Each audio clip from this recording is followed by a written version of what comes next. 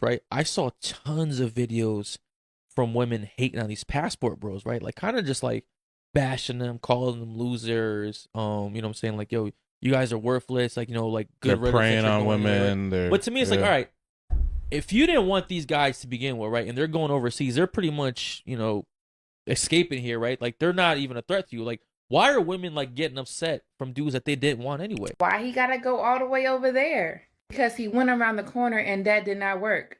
Us women have to stop being so difficult and understand what it is that we actually want, because obviously the men that we want are approaching us and we feel that that's not the right person for us. That sounds so confusing even explaining that. Mad because he's not wearing the type of clothes that you'd rather him put on. When clothes could change and you could help him change that by going to the mall. Remember the song by Beyonce, Upgrade You? Try it. I don't think he would mind if you try to give him a little umph to his clothes. It's just clothes. Those little things do not matter. What matters is if those characteristics that the man has will last a lifetime of happiness, a lifetime of someone who has your back, a lifetime of honesty and respect, and for us, a lifetime of protection. To say the least, those clothes are not going to protect you at all, sis. So if you're not willing to understand that, then let these men go. You act like he's going over there to find a... You ever notice how we're living in a time where everyone claims to be independent, yet the dating market keeps exposing something completely different? Stick with me, because what you're about to hear might explain one of the biggest contradictions in modern relationships. Before we dive in, drop a comment. Are modern men more delusional, or is it the ladies? Hit like and subscribe so you don't miss what we expose next. Commentary? So, the conversation starts with a question a lot of people ask, but very few want to answer honestly. If more women today are educated, employed, and making good money, why do so many still prefer a man who earns even more? Now, on the surface, it sounds contradictory. If you're thriving on your own, shouldn't the income of your partner matter less? But here's the twist most people ignore. Owning a condo, driving a nice car, or having a solid job doesn't always mean someone is financially free. A lot of modern professionals, men and women, look successful from the outside, but their lifestyle is being held together by long-term loans, high living costs, and obligations they rarely talk about publicly. So what happens? Some people end up looking for a partner who can stabilize or even upgrade their lifestyle. And in this conversation, the point being made is that many women, especially in major cities, feel the pressure to maintain a certain image, and when that image is expensive, they naturally gravitate toward men who seem financially secure enough to match or elevate it. It's not about greed. It's not about laziness. It's about security, expectations, and sometimes the uncomfortable truth that financial confidence can feel like emotional safety. But here's where it gets interesting. Even as incomes rise, the expectation for a man to do more, earn more, and provide more doesn't shrink. If anything, it gets stronger. Because if someone's whole lifestyle, from their mortgage to their long-term plans, is built on tight margins, they're going to look for a partner who widens that margin, not narrows it. This isn't every woman, but it's a trend enough to make people talk loudly. And trust me, the conversation only gets more revealing from here. Welcome to class. Hit that like button and hit that subscribe button, guys. So the real reason why modern women are mad at the passport bros is simple, guys. Modern women, they feed off of attention. You know what I mean? They need men to entertain their bullshit. So men are no longer entertaining their bullshit. Men are taking their attention across the seas and giving their attention to the overseas women. Modern women not gonna like that, because modern women just want to be able, remember I told you guys, modern women, they like American modern women. They like to clip men wings and then look at you and be like, fly, fly, fly. They get a kick out of that. So when men remove themselves from that little game, modern women is going haywire. They can't deal with it because they need our energy. They need man's energy. And attention. 404-416-1389.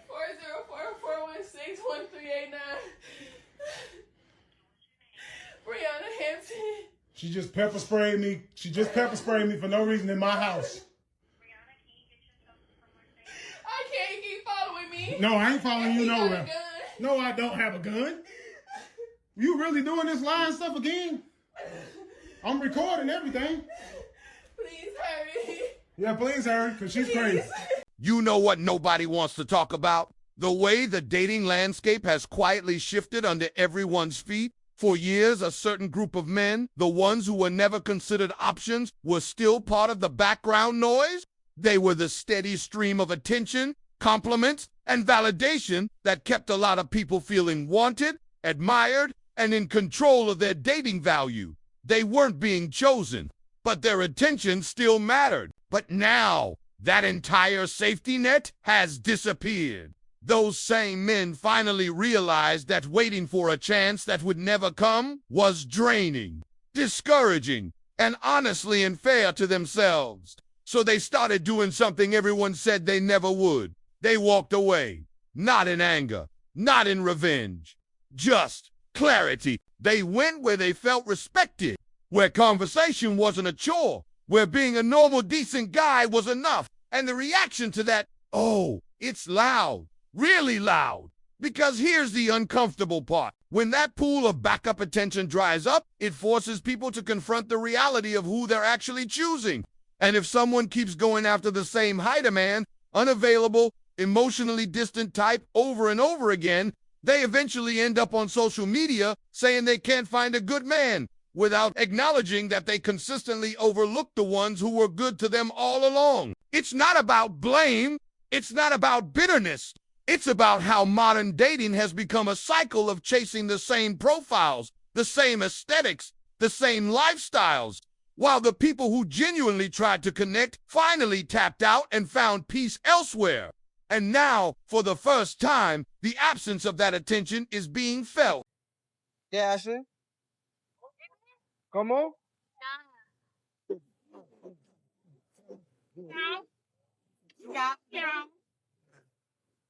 Friendly and beautiful.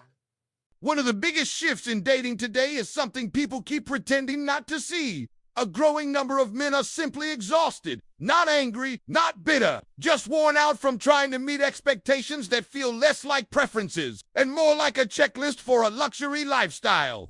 Because here's what keeps happening. A guy tries to plan a simple, genuine date. Nothing cheap, nothing careless, just quality time, a good restaurant, maybe something thoughtful. But by the time he gets there, he's already jumping through hoops. The outfit has to be perfect, the restaurant has to be trending, the bill has to be impressive, and the conversation somehow has to compete with the entire internet's version of romance. And little by little, that pressure changes the energy. It stops feeling like a date and starts feeling like an audition. So what do a lot of men do? They step back. Not because they don't like dating, but because the bar has been raised so high, so dramatically, that it doesn't even feel human anymore. It feels like a performance metric. The truth is, when someone's standards become less about compatibility and more about showcasing status, it pushes people away. And that's exactly what we're seeing. Men turning their attention elsewhere, toward people and environments where connection feels natural, where effort is appreciated, and where the date is about chemistry, not a resume. It's not that men don't want romance. It's that they're tired of feeling like they're never enough unless they're doing the absolute most. Passport bro. A passport bro is a man who is done with entitled, ungrateful, high mileage women in the West demanding provider status while offering nothing but an attitude and an OnlyFans link. Done with 50% divorce rates, false accusations, alimony, traps, and child support jails. Done with feminism lies. You're toxic if you want a feminine, loyal, fit, debt-free, low body count. So he grabs his passport, flies to Colombia, Thailand, Philippines, Ukraine, Brazil, anywhere but the US. Places where women still value men. Cook, stay slim, don't weaponize sex, and see marriage as a partnership, not a paycheck. Stats don't lie, my friends. US women initiate 70 to 80% of divorces. 60+% of Western women, 18 to 30, are obese or overweight. The average Western woman, 7+ sexual partners by the age 25, and that's backed by the CDC. 43% of U.S. men under 30 are celibate, rejected, or priced out. Foreign wives, lower divorce rates, higher happiness, traditional values, actual gratitude. Passport bros, aren't running, they are upgrading. So I'm with you guys. Smarter, not weaker. West failed the men, so men left. Can't blame them. So what do you guys think on the new wave of passport bros? So passport bros are men who are traveling overseas to find love, find feminine women. Men are leaving the West, men are leaving America. They're tired of American women. They want to go find feminine, pure women overseas. What do you guys think about that? I completely support it 100%. I think if a man is looking for a pure woman, then, you know, the West is a very scarcely are feminine, pure women here. Okay. I mean, each to their own. If they want to do that, go for it. I mean, it doesn't affect me at all, really. It kind of does, though. I mean, it might, due to, like, the fact that there are less men, but, like, obviously if they're looking for a pure woman, like, I won't fit that. What's really fueling this entire passport bros debate isn't what people think. It's not about travel. It's not about money. It's not even about relationships. It's about choice and how choice changes the balance of power in modern dating. For a long time, a lot of men felt boxed in. The dating pool around them was the dating pool. Period. Things weren't working out. That was just too bad. But now, with global travel, the internet, and cross-cultural connection becoming the norm, men are realizing something they didn't always feel they had: options, not fantasies, not imaginary possibilities, real reachable options. And that's where the tension begins. Because when a group of people, in this case, men, start saying, hey, we don't have to accept dynamics that make us feel belittled, dismissed, or constantly in conflict, it shakes the entire structure. Suddenly, the assumption that you'll deal with it because you have no alternative doesn't hold anymore. And that shift doesn't sit well with everyone.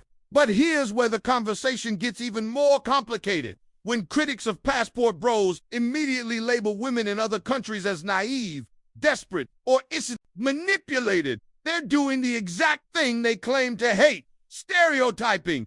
It's a quick, dismissive way to explain why someone might prefer a different dating culture without ever acknowledging that different doesn't mean inferior. Many of these women are educated. Many are confident. Many are choosing intentionally, just like the men are. Painting them as helpless or powerless takes away their agency, and honestly, it's unfair. It turns a global dating conversation into a narrative of strong here, weak there, when the reality is far more nuanced. At the end of the day, the frustration isn't about men traveling. It's about men no longer feeling obligated to stay in situations where they don't feel respected. And it's about challenging the assumption that only one culture, one set of expectations, or one style of relating is the right one. This isn't about winners and losers. It's about people finally choosing what aligns with their values. And that's what's really causing all the sparks. Woman who was shocked by the number of passport bros at the Thailand airport. It is crazy. Half of the couples in this airport right now are beautiful Thai women with super basic white dudes. Well, after getting called out for her comment, she finally responded. I seem to have triggered a lot of you basic white men. I would like to clarify that I'm not judging and I don't have a problem. This was an airport observation. So I'm sorry you're hurt. Another American woman recently visited Cartagena in Colombia and expressed shock at how many passport bros were there. Extremely large amount of Black men. I saw lots of very attractive men. I saw lots of men who looked like they had means. There were women in club dresses picking up men. Both women discovered firsthand that the passport bro movement is massive. Do you and the panel agree with the passport bro movement? Me personally, I think it's cool. Go to where you're appreciated. And if you're a guy and you're in the West and you cannot find eligible partner that's going to appreciate you here in the West, then, and you can find that in Latin America, Southeast Asia, wherever it may be, Eastern Europe, go for it. Can you kind of elaborate on passport bros? Well, passport bros, basically, it's men who are dissatisfied with the women in the local environment. So typically you find them in Western countries, the United States, probably UK, Australia, and just Western countries that are probably like a little more starting to go a bit woke. And so they'll often go to Latin America, they'll often go to Thailand or different countries where the perception is that in these countries, women are more traditional, they're more feminine, et cetera, et cetera. So they're moving there. And I think one interesting thing, so we have men from Western countries in the US that are going to these other countries to find women, but there's no men from other countries coming to the US clamoring to get with. This next point gets thrown around online all the time. People love to list high-profile billionaires who married women from different cultural backgrounds, then use that as proof that international dating is an upgrade by default. But the reality is way more layered than that, and honestly, that's what makes it interesting. When you look at some of the world's most successful men, tech founders, CEOs, global investors, a pattern does show up. A lot of them don't limit themselves to just one dating culture. They travel, they work internationally, they meet people from different traditions and value systems, and those experiences shape who they connect with. But here's the key point everyone keeps missing. These men aren't trading in women from one country for another. They're choosing partners who match their personality, lifestyle, temperament, and long-term goals. Wherever those partners happen to come from, for guys operating on that level, compatibility becomes a global search, not a local one. They're not looking for someone who fits a trend. They're looking for someone who fits them. Maybe that means someone more grounded.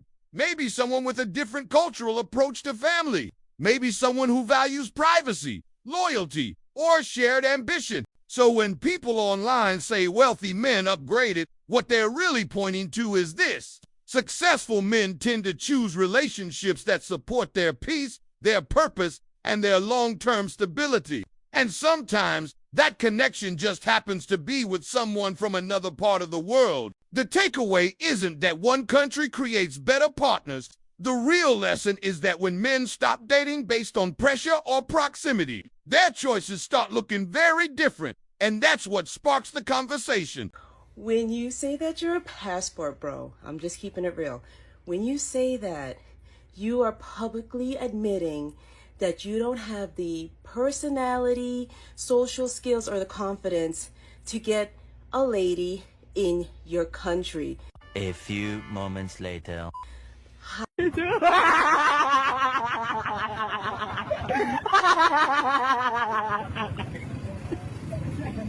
What we're seeing right now in the Passport Brothers conversation is a level of frustration that honestly doesn't need to exist. Because when you step back and look at the bigger picture, the outrage doesn't actually line up with what's happening. Think about it. If a group of men decides to date internationally because they feel more appreciated somewhere else, why is the reaction anger? Instead of curiosity, why is the response mockery? Instead of, okay, what's going on here? Because here's one of the oldest truths about human behavior. People go where they feel respected. It's not complicated. It's not political. It's not even controversial. And right now, a lot of men feel like the respect piece is missing in their own dating environment. They don't feel heard. They don't feel valued. They don't feel like the effort they bring translates into the connection they're hoping for. So when they explore options abroad, it's not a rebellion. It's a recalibration. But here's the twist. Getting mad at them for leaving doesn't address the underlying issue. It doesn't rebuild connection. It doesn't change the dating culture.